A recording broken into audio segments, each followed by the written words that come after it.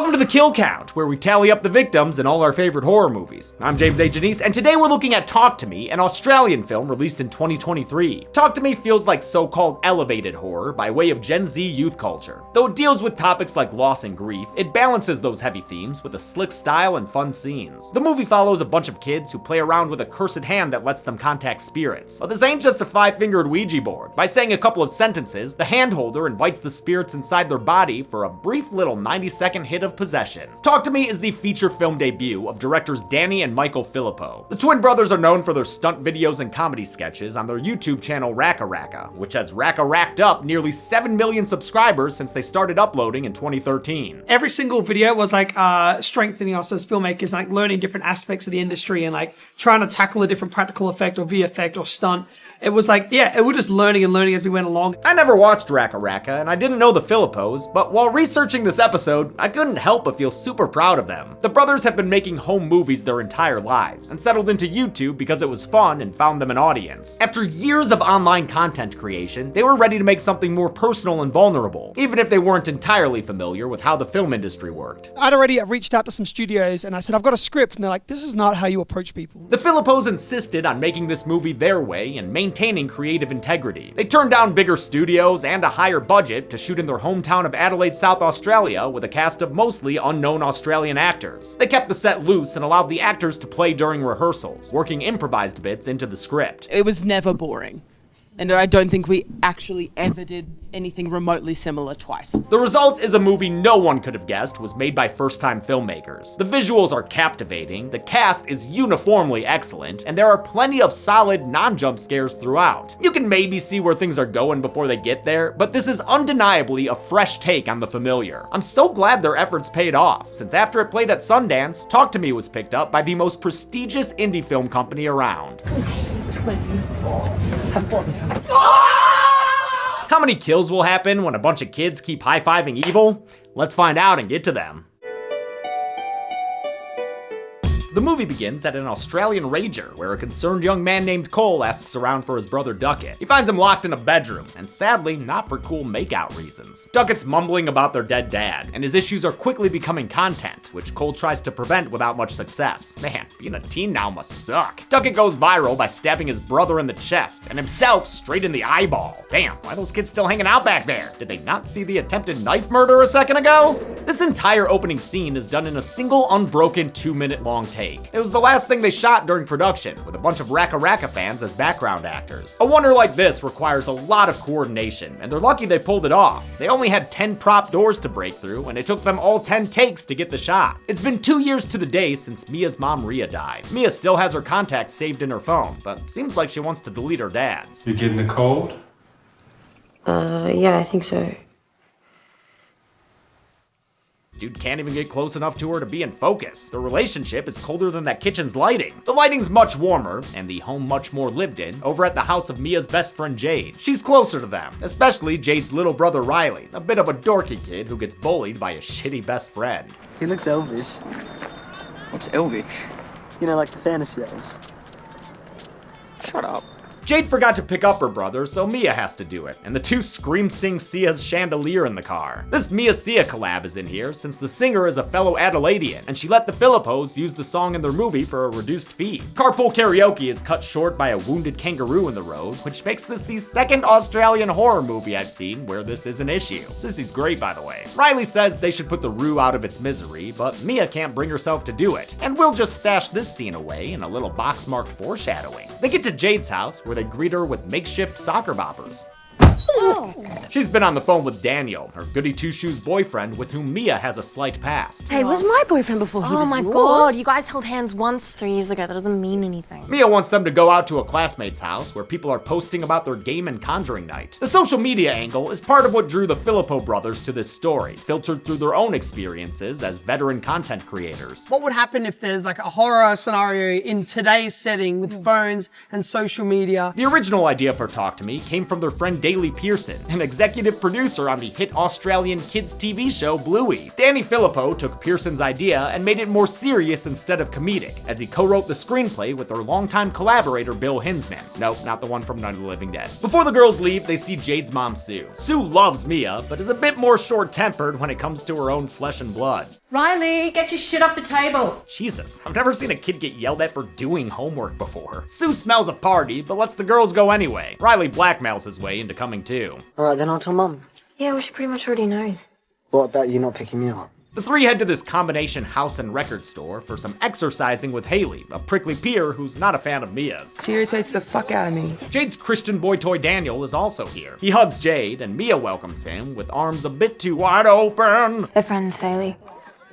You keep telling yourself that. Haley's played by Zoe Terakis, who's in the upcoming Marvel series Ironheart. The Philippos didn't have a gender in mind for the character, so Haley wound up non-binary and trans just like their actor. I don't think they saw this role going to a trans person. But they were obviously open to it. Haley is hosting this party with Joss, and they're ready to get handy-dandy. Mia gets upset when she sees Jade and Daniel holding hands, so she volunteers for first handshake of the night. Haley and Joss say the ceramic hand is a real severed hand of a mediums or a Satanist. No one really knows. Standard operating possession for a porcelain predator hand clasp requires a chair for you to sit in and a belt to hold you in place. You start by lighting a candle, which opens a spiritual door, and you end by blowing it out to safely eject the hard drive. Finally, you can't be possessed by a spirit for more than 90 seconds, or else the spirit will want to stay in you forever. Although the hand is now so famous, A24 sells a bong of it, it wasn't always part of the script, which originally featured a boring old Ouija board. It was like so last second, like we got the hand on set the day we were shooting it. The much more iconic ceramic hand was molded by production designer Bethany Ryan, who modeled it after her own hand. 6 hands were made for production, but 3 of them got broken, and they're not entirely sure where one of them is. Everything written on the hand is purposeful and means something, but the Philippos won't give answers freely. They want people to decode it for themselves. To make contact with the spirit, Mia holds the hand and says the name of the movie.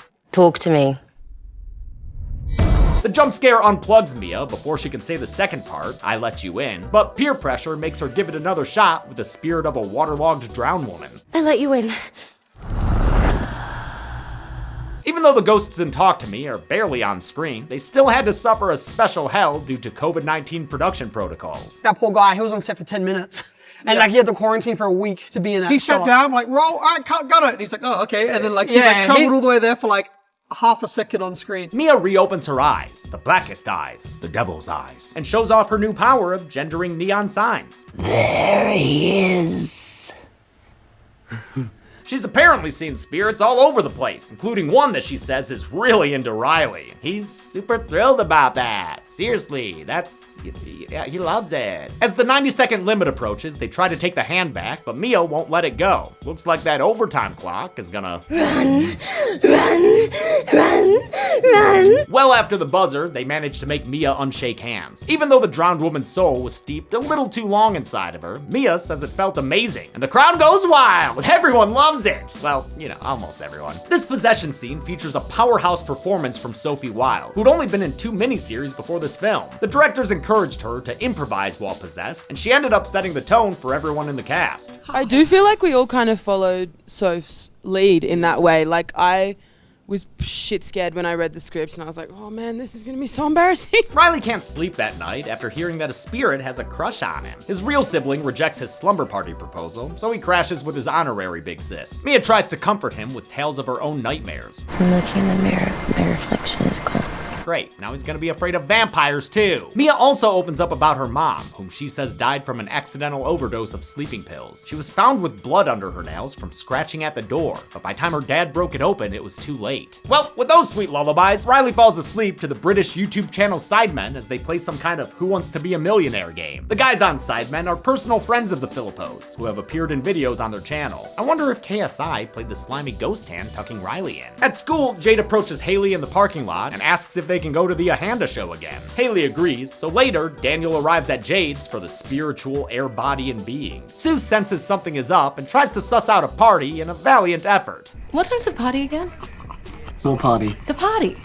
Joe told me. It's okay. What time? But the kids don't break rank before Sue has to leave to work the night shift. Sue is played by no living man, but Miranda Otto, who was Éowyn in The Lord of the Rings. She's also got creepy cred thanks to the chilling adventures of Sabrina and Annabelle Creation. The Philippos were intimidated to approach an actress of her stature, but she ended up becoming everyone's aunt on set, even asking permission to swear before improvised takes. You. My daughter's vagina. Prohibited. Oh my god, Mum! Once Sue rolls out, Haley and Joss roll into Jade's house where there's a children's drawing of Mick Taylor on the wall. Bloody Aussies. Before the fun starts, they get everyone a little extra spooked by talking about the ceramic hand's rightward partner. The other hand's just out there, somewhere. Although that wasn't an official tease for a sequel, the filmmakers did write a book of lore for the hand that this film only hints at. It's called the Mythology Bible, so we've got that, yeah. It's a big prologue. Yeah. It's a trilogy. Good thing they prepared, since Talk to Me did so well at the box office, A24 has already greenlit a sequel, Talk to Me, the number 2. Goody 2 crushes Daniel wants to go first this time, and we initially watch through a phone screen as he chokes down a soul. The spirit possessing him tells Jade that Danny Boy secretly finds her disgusting. You make him soft. Yo, this spirit's a cunt. The spirit inside Danny is hornier than a triceratops. It licks his lips in Mia's general direction, and pretty soon, Danny Boy's his pipes are calling. He falls to the ground in sexual frustration, and even Frenches a bulldog. Oh, hey, is that why they're called that? No need to call Australian PETA either. Danny's actor Otis Donji was filmed making out with a dog puppet, and that shot was merged with one of the real dog licking a treat. As the credits say, no dogs were kissed in the making of this film. When he snaps out of it, the humiliated Daniel demands they delete all video evidence, and storms out when they refuse. Jade gets pissed on his behalf for, like 30 seconds, but then it's time to get handsy again. The most fun sequence of the film begins with a cool low-to-the-floor tracking shot as they lock the dog out of the room. I love the framing the shot ends on. Then we get a montage with lots of fun moments and incredible sound editing. They prank each other with the hand, smoke joints with the hand, turn the hand into a penis. It's great. All the while, everyone's taking their turns getting possessed, and Mia even sings the French song used to score the scene, the 1957 Edith Piaf tune La Foule. The lyrics to La Foule are about connections and joined hands, so it was the perfect needle drop for the Philippos to use. The brothers only had a few hours to cover this sequence, so they took over from the crew and filmed it themselves with 2 cameras. They pulled it off because the cast was so comfortable with the directors, as a result of rehearsals and bonding exercises like going to a haunted town in Adelaide. There's a montage sequence, and we had all the actors doing lots of different spirits and things like that. We had the main ones we wanted to hit for particular reasons, but then also some other stuff that we played around with. The way everyone acts here, and the way they film themselves being stupid, feels a lot like kids experimenting with drugs, especially salvia, a super potent smokable hallucinogen whose effects only lasts a few minutes, similar to the Possession's 90-second time limit. The parking lot scene where they hit up Haley feels a lot like a drug deal. Of course, these parallels were intentional. Talk to Me is about kids that use demonic possession to get high. Once they've all had enough, Riley asks for a turn. Jade forbids it as his older sister. Sure hope nobody says anything they're gonna regret soon. I hate you. Like you're my favorite person in the world. Jade and Daniel bail, leaving Mia in charge, and she gives Riley the green light for 50 seconds of ghost mode. That time limit turns into more of a suggestion though, when the spirit inhabiting him takes on a familial tone. I miss you so much, me. Since the apparent spirit of her dead mom is offering warm words of love and comfort, Mia extends the leash on Riley past its allotted 50 seconds, and then past the 90-second limit. That does not work out great, since Riley begins slamming his head against the table violently. Yo, was Mia's mom into metal? Because they can't stop this headbanging. Hell, they just barely stop Riley from plucking out his own eyeball. Oh god, this is fucked. Things go from fucked to critically fucked when the sharp corner of a cabinet gets involved. It doesn't stop until Jade comes back to lend a hand. I've seen a lot of sick shit, but this scene is still hard to watch. No wonder Mia disassociates and takes a stroll down the hall. In the ensuing cop-filled chaos, Mia sees her mom's ghost, or possibly the ghost of a milkmaid. The living parents get involved, but the kids still stick to their story that Riley wasn't on drugs. He just, I don't know, he just started doing it, I guess. Mia wants to support her little brother from another mother, but Jade doesn't want her at the hospital, and neither emphatically does Sue. Please, can I just see him? If you come back here, I'm gonna call the police. At least Mia can turn to her own mother now, since she follows her ghost reflection into the hospital bathroom, where she audibly reenacts her death. Mom? Mom, is that you? Too bad when she opens the stall door, she finds it desocupado. Mia takes cover from angry moms in the stairwell, where Daniel finds her and offers a strictly platonic ride home. She repays the favor with a mostly platonic offer to spend the night. We're just friends. It's not like it's illegal or anything.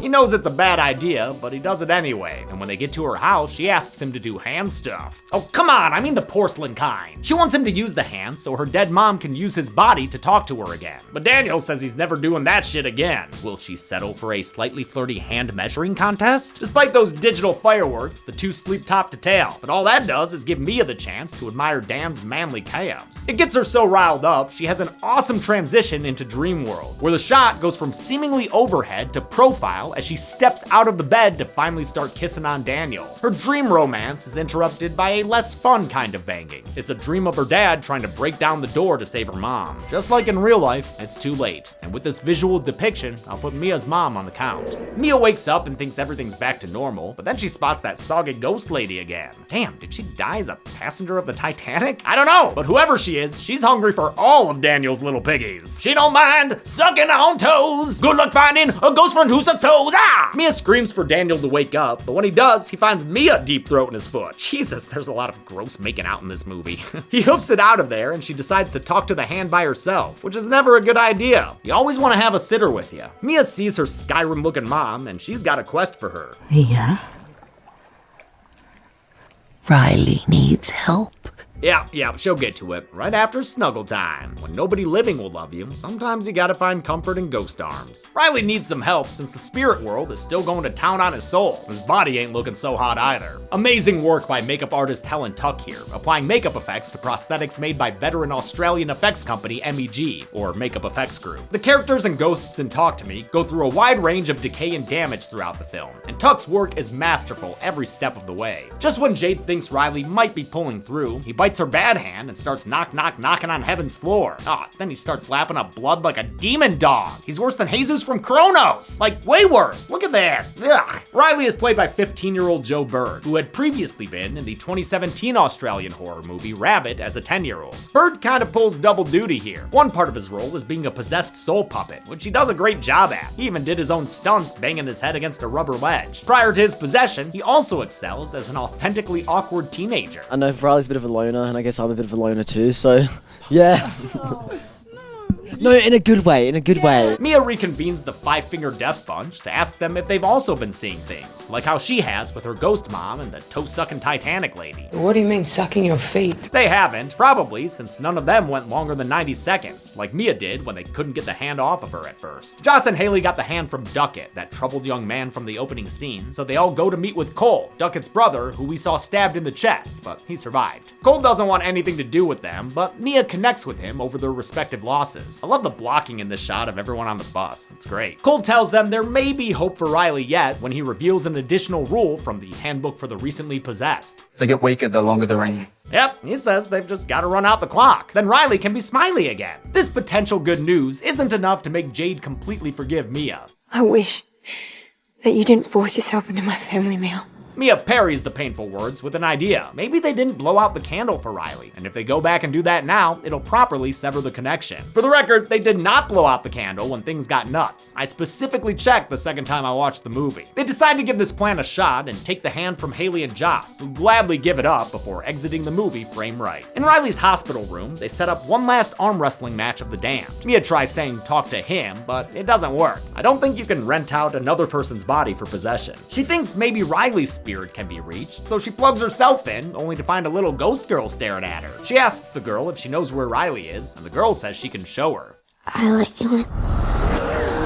Oh my god, she takes her to shunting land! Jesus Christ, it's like nudist day at the Golden Corral here. There are even a few frames of a lady eating a baby, what the fuck? This horrific nightmare sequence was directly inspired by Society, one of my absolute favorite B movies, which features the famous shunting scene. Originally, this nightmare scene was over 2.5 minutes long. To get an R rating, they had to cut it down to 15 seconds. Convinced that Riley is destined to eternal torment in Handland, Mia goes home to sulk, only for her dad to drop a mom bomb. He has a note written by her mom before she died, and it reveals her overdose was intentional. I hope you can find some peace in knowing I am no longer in pain. It's hard for Mia to accept this truth, and it's even more difficult with a spirit who looks like her mom telling her it ain't true. Mia storms off to her room, where the spirit who probably isn't actually her mom says her dad isn't actually her dad. He's going to hurt you.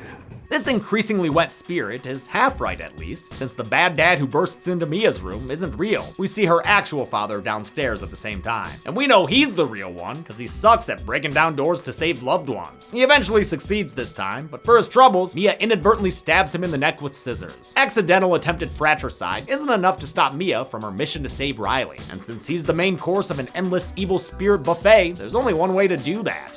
He needs to die. Mia calls Jade and tricks her into leaving the hospital, even though Jade says Riley's doing better on his own. His recovery tracks with what Cole said earlier. His body should kick him out. Sue's still at the hospital, but with Riley getting better, she forgives Mia.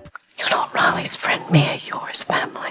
Still, it's too late for this gesture. The only one Mia trusts anymore is her spirit mom. She takes advantage of Sue's forgiveness by asking to be alone with Riley. When she is, she sees him as a disgusting deadite witch, and it's calling eternal dibs on his body. He's ours. The greasy ghost says Mia can't save Riley and dares her to stab him in little brother form. But Mia can't find the strength to purposefully do to Riley what she accidentally did to her dad. Speaking of whom, Jade gets to Mia's house and finds him injured but still alive in Mia's bedroom. The spirit inside of Riley conjures up a kangaboo to remind Mia she's soft, but that gets her thinking of an easy way out. She'll let traffic do the work for her. Jade calls her mom to tell her that Mia is a danger to Riley's everywhere, but it's too late. Mia's already kidnapped him. In her mind though, she's just taking gross granny out for a stroll. Aw, that's nice. Mia gets the wheelchair to the highway and prepares to dump Riley into the road. She even gets a pep talk from her ghost mom. I'm so proud of you.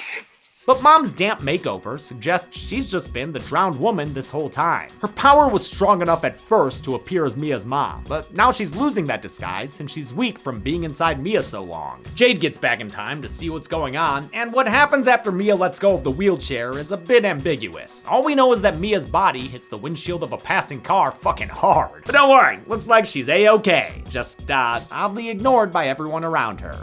That's a little. Oh, and now she's magically instantly standing in the hospital? Yep, never mind, she did. Whether she jumped herself or was pushed by Jade, it's hard to tell even in slow motion. But regardless, Mia's car stunt landed her on the kill count.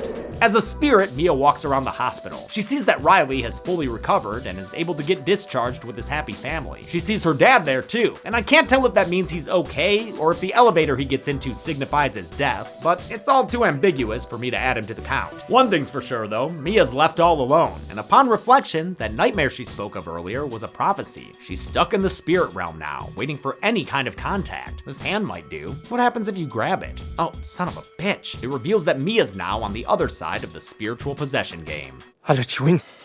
And I let you in to the numbers. So let's get to them. Oh, now what?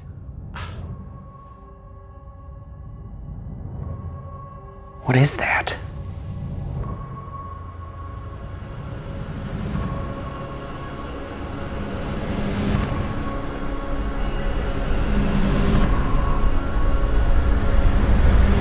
Talk to me. I think I tripped the circuits again. Yeah, that makes sense. Only 3 people died in Talk to Me, 1 man and 2 women. That gives us this gender breakdown, which has only been seen 2 other times on this show before, in The Dentist and Orphan. With a runtime of 95 minutes, Talk to Me had a kill on average every 31.67 minutes. I'll give the Golden Chainsaw for coolest kill to Duckett for firing the starting gun, or in Australian terms, stabbing the starting knife. It's an excellent end to that long one take, and an excellent start to the film. Dog Machete for lamest kill will go to Mia's mom Rhea, just because it happened in a dream sequence mostly off screen. And that's it. Talk to Me was made for just $4.5 million and recouped its budget on the first day of its release. Like I mentioned, A24 has already greenlit a sequel, and turns out the Filippo brothers have already shot a phone-based Duckett prequel too. Pulled the Ty West with that one. Until next time, I'm James A. Janice. This has been the Kill Count. Hey everybody, thanks a lot for watching the Talk to Me Kill Count. And that does it for October here on Dead Meat. We won't have another episode out on Halloween itself. The 2 kill counts a week were enough work for us already. Again, I know that they weren't all the big horror movie hits that we usually do during October. But with the SAG strike, we're just doing what we can, you know? Hope you've been tuning into the Monday morning live streams to hear more about what's going on in the industry, in the genre, and here on Dead Meat. We're gonna keep doing those because I miss doing live streams. I used to do so many in 2018 and 2019, and it gave me an appreciation for all the fans, getting to talk to them. So we're definitely gonna get back to doing more. I wanna thank some patrons like Travis, Bastard Skelly, Carrick, nice, Bruce Moyle, Faith, Ixa Okua, Julian Flores, Summer Morris, Jay Vega, Kat, Ben's Boysvert, and Billy Griffin. Thanks everyone. Be good people.